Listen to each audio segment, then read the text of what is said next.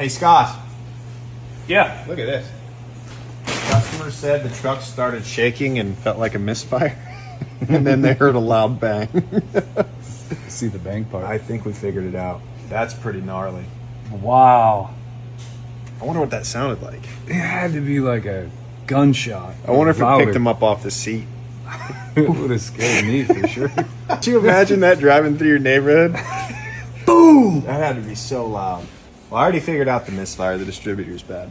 It's full of rust. Thanks, Ohio. But she said she just put this muffler on here and she's going to see if AutoZone will warranty it out. I'm not even kidding, dude. I got to take it off so she can warranty it at the parts store. I mean, it never hurts to ask. Yeah. That does seem like a factory defect. Absolutely is. Well, that's definitely not something you want to hear while you're driving. And this is just one example of what mechanics deal with every single day. Cars are getting more complicated, repairs are getting more expensive, and the people fixing them are getting more frustrated.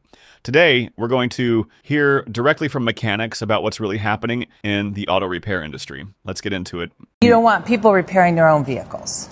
No, that's fine. Not for warranty work, though. These are very complicated cars, and we don't think that's safe for many of the repairs on our vehicles. Someone at home like myself could never do it. I mean, I have no problem working on a 73 Bronco. To work on a brand new Bronco, I need all sorts of specialty tools. That's something that, we would put people's lives at risk. Over half the people working in automotive right now will not be working there this same time next year. Now, we can mull over these statistics and we can talk about why that is, but I want to talk about people for a minute. Because honestly, this is sad. They do this because they have a passion for it. They love the idea of working on cars. They love the technology. They like to help people. They truly do. But then they get into the shop and then things start to change. They realize that this career wasn't what they had in mind. Sure, they still get to work on cars and fix them, diagnose them, and learn about them, all the stuff they like, but now they're chasing metrics. They're chasing hours. They're trying to flag warranty time. They're working with advisors and managers that just don't understand what it is they do, and they feel more like a salesperson trying to get upsells than they do a mechanic trying to fix a car. You see, they're put on a pay system that treats them more like a commission-based employee than a salary or hourly-based employee, which the trades are typically known for. This gets them fascinated, obsessed in a very negative way about the concept of time. This is not a place anyone wants to be in, by the way, because you take this stuff home. Since time is now incredibly important to you because you're paid on flat rate, you start to hyper-focus on your time. You start to look at how often am I walking back and forth to the parking lot? How long do I have to stand in the parts department before I can get my quote? How long am I waiting on the advisor to get back to me while this car is in my bay? How much of my time is being wasted every single day? And it's very frustrating to sit there and look at a car waiting for an authorization or being told that the part didn't come in today or they forgot to order it or it's back ordered now and now I'm screwed and I'm not going to get my money out of it. Or maybe the customer is just upset and doesn't want to pay, which means I don't get paid today. All that time goes to waste. And then that mechanic looks in the mirror after a couple years of a career. They wanted to do this. They were passionate about it. They probably trained in high school and everything like that. They just had a passion for it. And now they're saying, this is not what I thought it was. Tristan. Yeah. Is Honda's reliability overrated? No. As long as you take care of them and do all the actual maintenance stuff, they live up to their reputation. Antonio. What's up? Is Honda reliability overrated? Absolutely not. Sam. What's up? Is Honda's reliability overrated? Newer ones, maybe a little bit, but they're just like anything else. You know, you take care of them, they'll last you. Justin. Yes, sir. Is Honda's reliability overrated? No, it's not. But I always say nothing's overrated if you maintenance it. So maintenance. There you go. I mean, everything will go and last and run the miles if you take care of it. Automakers are coming after right to repair. There is a new piece of legislation called the Repair Act that would require automakers to make diagnostic tools, resources, and documents accessible to anybody who wants them for a specific vehicle. And while this has typically always been the case with right to repair, with the Repair Act specifically, this would now be enforceable by federal law. However, automakers, including the CEO of GM, Ford executives, and NADA representatives, recently met at the White House to try to convince President Trump to go against the Repair Act. With Trump himself stating that automakers do not want people to repair their own car. Now, in my opinion, this is a terrible look for automakers, especially at a time where they are stifling innovation with Chinese automakers coming into the United States. Dealership groups are lobbying against direct-to-consumer business models, and now dealerships and automakers don't even want consumers to be able to service their own cars. So my question is, what are automakers so scared of, and why are they so stuck with their antiquated systems? All right, Dad, a little story time. Yep. Been in business almost 30 years. July this 26th summer. of this year. Yep. 30 years. And only one time have you ever been brought to court. Yep. And today you're going to tell that story. Let's tell it. It was about 3 years ago. It was on a 2005 Audi A6 with a 4.2 liter in it. Had about 155,000 miles on it. It is another business owner, actually in the automotive world, in town here, and brought it in. And sadly, we put on the ticket as a note on the ticket was, dashboard is lit up, meaning it had a bunch of warning lights on there. Not the best note. It had a check engine light on, had traction control light on, had an ABS light on. We diagnosed all that. It had a bad purge valve, had a bad analog brake control module. So all, that took care of all the lights. And then he wanted the car looked over. We looked it over, and it had a bunch of oil leaks. It had motor mount bad. It had some other work that needed to be done on it. He did not want to fix all the oil leaks. He decided he wanted to fix some of the stuff, but not other things. Okay, no big deal. We did the work. When he left here, check engine lights off, analog brake lights off, traction control lights off. All that's good. Calls back or brings it back in. I think he just drops it back off about a week later or calls up something. Something happened where it ended up back at the shop, and he said that he still had a light on the dash. This is where the notes come in. Like, what light is it? Well, on the center display, there's a headlight light. So that goes through on this little display in the middle. It kind of cycles through stuff. It's where it tells you that it needs an oil service or something like that. And it had a little headlight looking thing with a beam down. So something was going on with his headlights. We looked at it and needed a headlight assembly. Okay. And you called him, gave him a price on the headlight. Very expensive headlight, by the way. Very expensive. Adaptive headlight. Very expensive. Very hard to do.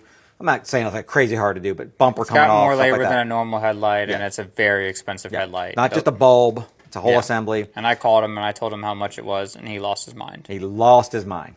Screaming, yelling at you.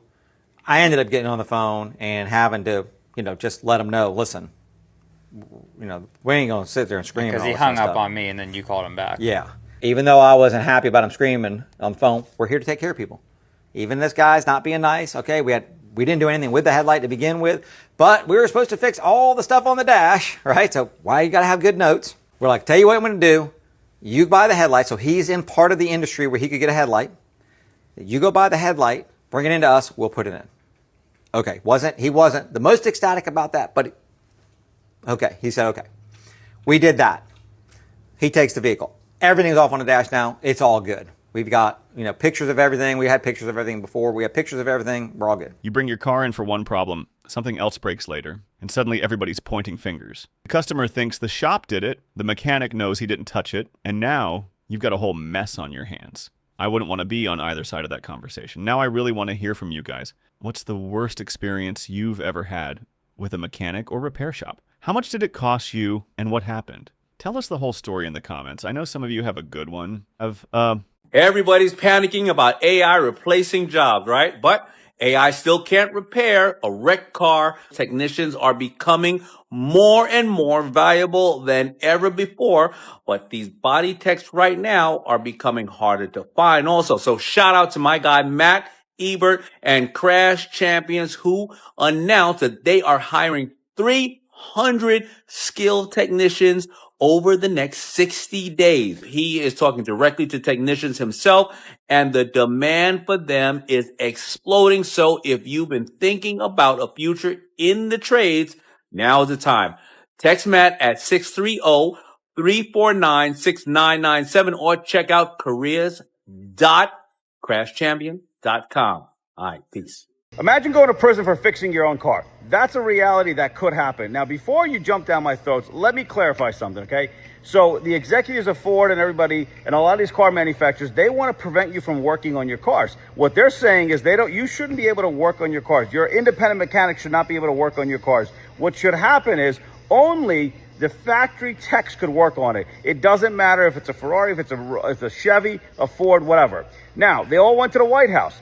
President Trump signed a temporary memorandum, okay, that they can't lock you up for that. But that's temporary. Until Congress codifies it, you're on the risk. For example, the next administration comes out and they say, no, we're going to put this into law that if you fix your own car, you're going to prison. You're fucked. I'm fucked. Everybody's fucked, because working on our cars is a pastime. We've done this our entire lives. We grew up working on our cars, right? You save money. You send the car to the dealer's going to gouge you, and half the time they can't even fix the car. Think about it. Your car's out of warranty. You don't want to take it to the dealer. You want to go and work on it yourself. So why should it be that I can only take it to a dealer to work on? It should not be. This is America. We should not be held hostage by car manufacturers that are greedy. So this is one of the things that I want to make sure that it gets codified, that you have the right to repair. You can fix your car, and that has to be done. Now, for those of you guys the problem with America is most of these politicians, they'll make a statement, and people get pacified. They're like, okay, that's great. And so many people in the comment section are like, well, President Trump signed it and said that can't happen. Any executive order, any executive memo is temporary. It has to be codified by Congress. Congress has to pass it. Senate has to do it. It has to be signed into law by the president, and then you're safe. So until that happens, we're all on the risk of ending up in jail one day if these car manufacturers get what they want. Hey folks, it's Phil here at Harris Automotive. We are implementing a new rule here at Harris Automotive. This is something that we struggle with in my shop from time to time, and I want to know from my other shop owners, do you have this exact same issue? As annoying to me, as annoying to the customer? Let me tell you what I'm talking about. Okay, so here's what we struggle with. In the midst of doing repairs, we have to remove undercarriage panels. We have to remove engine covers. So when a vehicle comes into the shop for repair and we have the car apart some type of way because we're doing bigger repairs here, we put these panels in the trunk of the car. That way we don't forget to install them on a customer's vehicle. If you had these panels sitting off to the side on a workbench somewhere or under a workbench, at the end of the repair, you forget that these panels are not on the car, because the fact of the matter is, a lot of times, especially undercarriage panels, they're not on a whole lot of customer cars, so it's not uncommon that you don't see this. And sometimes these panels are missing as well, and simply we're human and we forget. So to avoid us forgetting, once we close the trunk and we forget that it's there, this is what we're implementing here now at Harris Automotive. Now this is just for example. Anytime that we put the parts in the trunk, I'm gonna get a key tag made. We're putting it on a driver's door handle. That way the tech and myself know that there's panels in the trunk of the car or in the back seat of the car. Let me know if you're a shop owner and you also struggle with this at your shop, and what is your correction for it. Hopefully this helps us out. We don't have to have these unfortunate and unpleasant conversations with our customers.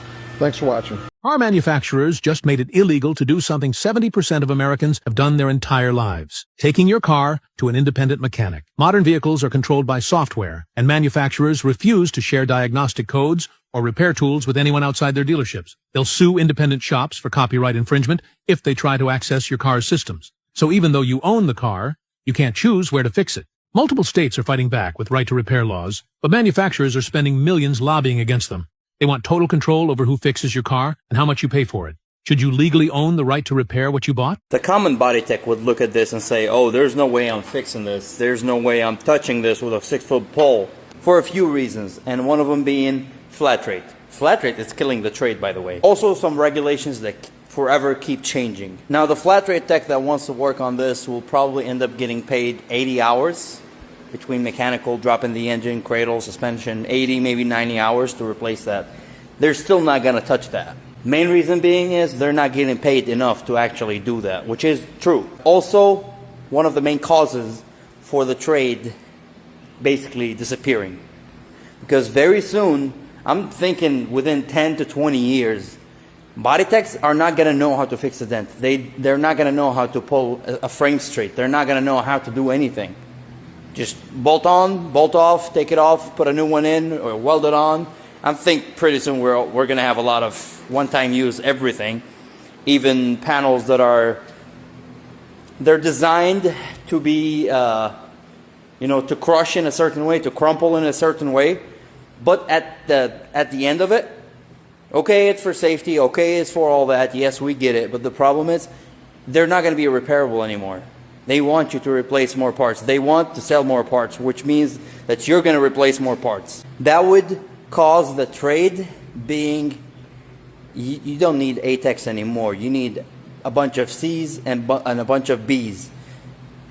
It's damaged, sure, just take the bolts off, throw it on. And maybe even to the point of you getting the doors or whatever you're replacing, same color, that you're just going to take it off, put a new one. You're not even doing anything at the body shop anymore. And it's going to be like, oh, it's a small dent, get a PDR guy to do it. And we're going to have more PDR techs, right? Or it's this big. Yeah, this big, body shop can fix it, sure. If it's bigger than this, you're replacing the panel. Maybe you don't get it yet, maybe you don't see it yet, but that will result in us losing and forgetting the trade. MSOs are not helping in this. They're only worried about the money they're making today. Also treating the technicians as just another number. Believe me, I know, because I've worked at 3 major MSOs. After watching all of this, I think it's easy to see why so many mechanics are frustrated.